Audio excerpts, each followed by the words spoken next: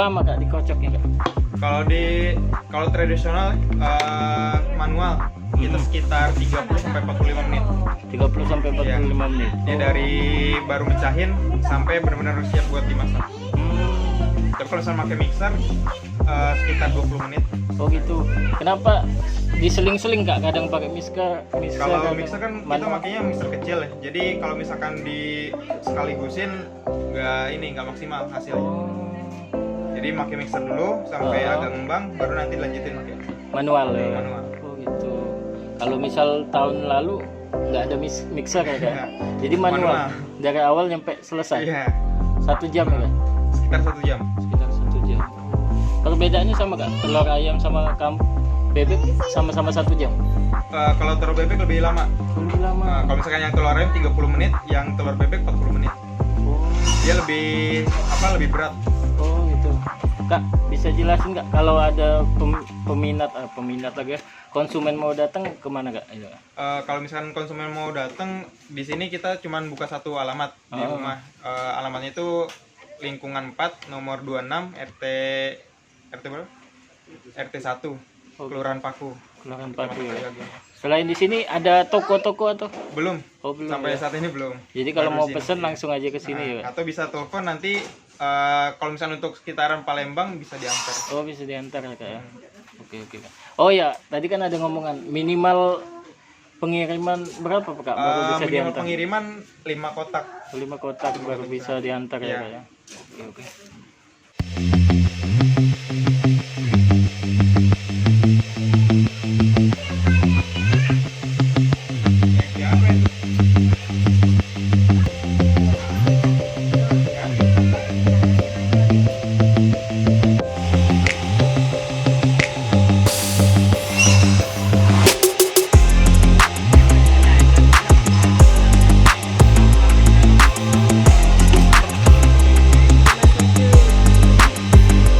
Ini masih basah ya? Iya, basah.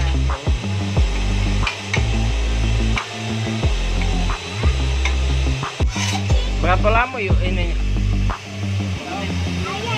10 menit ya. Satu open ini muat berapa banyak ya? 20.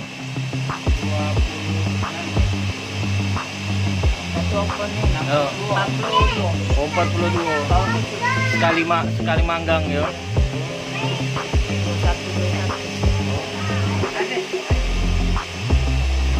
Kayak gitu ya.